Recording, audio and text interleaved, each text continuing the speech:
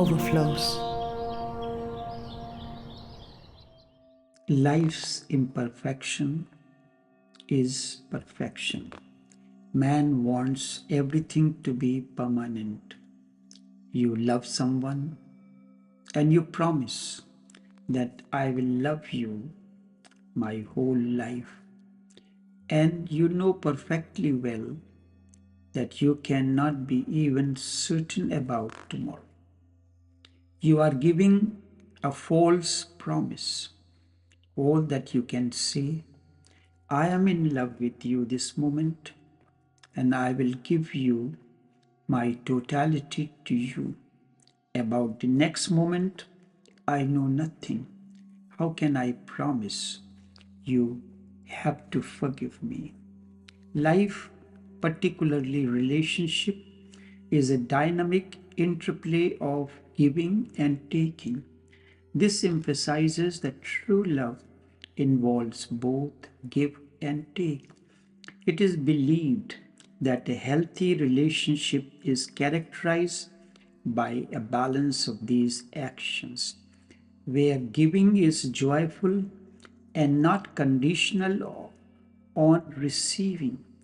The importance of individual freedom within relationship is the highlight, suggesting that true love does not seek to control or imprison, but rather supports growth and mutual freedom for one another. The real approach to life encourages a playful and less serious way of viewing it as a game where both participate and observe without getting over entangled in the play. Self responsibility is responsible and suggests that individuals should not rely on others to define their meaning of happiness. Words are an excellent means that humans have found to interact with each other. Yet the experience of being human is so much beyond what we say to each other. The expressions of love, for instance, are more about how we feel in the presence of another, how we feel when we reminisce our moments and our moments with them, and how we feel when we look at what we have done for each other. These feelings can only be felt, and when feeling becomes realization, transformation begins. The beauty of relationship is unique and mysterious. When relationship blossoms, its beauty and fragrance captivates both and radiates in myriad ways through this union. In a relationship, both beauty and fragrance dissolve into each other. Beauty and fragrance are not two or separate. Both are like soul and body. Just as a flower is the dissolution of beauty and fragrance, so is relationship. Indeed, male-female relationship centers on the idea that they are two complementary halves of a whole, not rivals or inherently unequal. Truly, intimacy arises from embracing both masculinity and femininity within oneself. Also, intimacy recognized the unique intimacy recognizes the unique qualities each gender brings to a relationship. Intimacy recognizes the unique qualities each gender brings to a relationship. The union of freedom and individuality within a relationship rather than possessiveness or control is the fragrance and the beauty of the flower that we know as intimacy.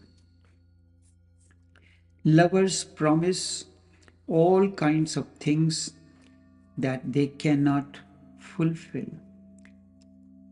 Lovers promise all kinds of things that they cannot promise. And this is the problem that happens in each relationship. And when you promise things that cannot be fulfilled, then frustration comes in and the distance grows bigger and bigger. Then fight, conflict, struggle, and a life that was meant to become happier becomes just a long drawn out misery.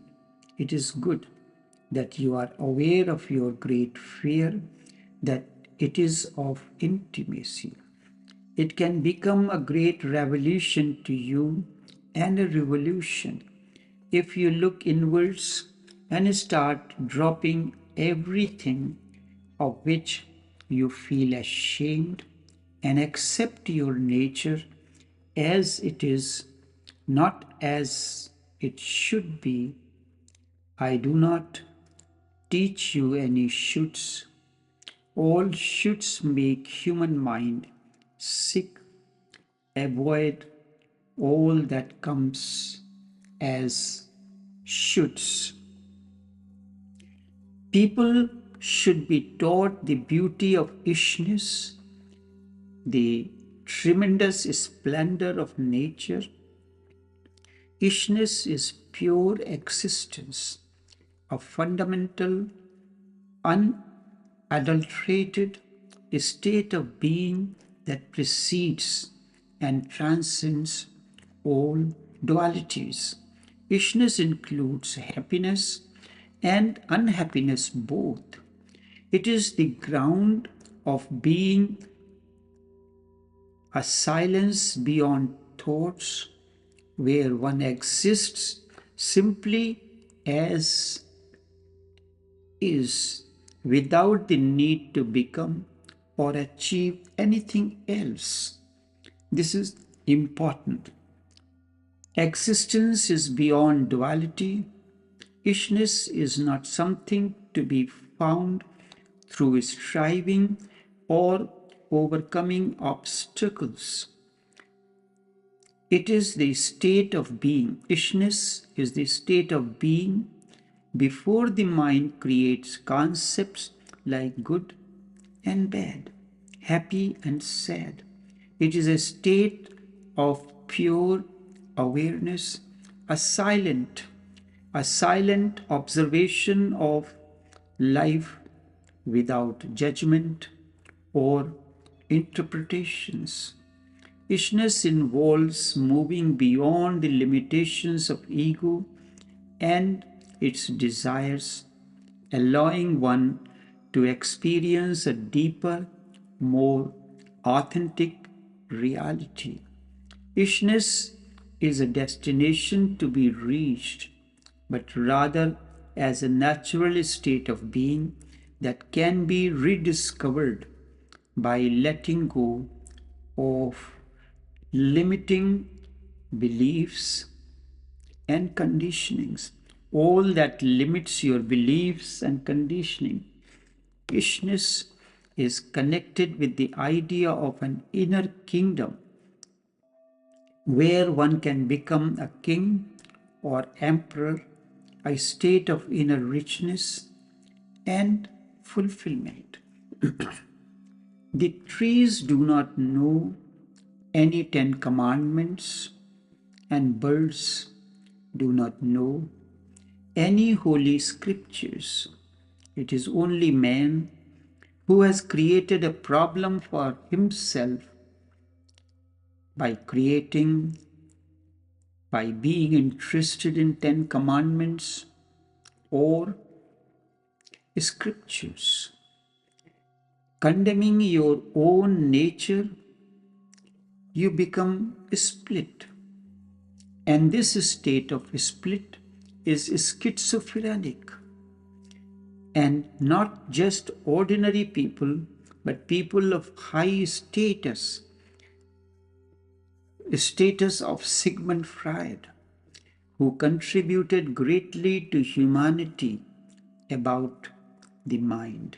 His method was of psychoanalysis, that you should be made aware of all that is unconscious in you.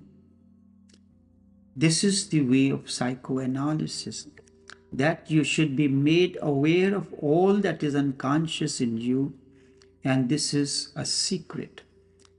That once something unconscious is brought to the conscious mind, it evaporates. All that is unconscious, when is brought to the conscious mind, it evaporates. You become clearer, lighter. As more and more unconscious is unburdened, your consciousness goes on becoming bigger and bigger. And as the idea of the unconscious shrinks, and as the idea of the unconscious shrinks, the territory of the consciousness expands, and this is an immense truth. And truth is the way for transformation and transcendence beyond duality, so that one can experience, realize the state of bliss, and live in that state moment to moment. Enough for now.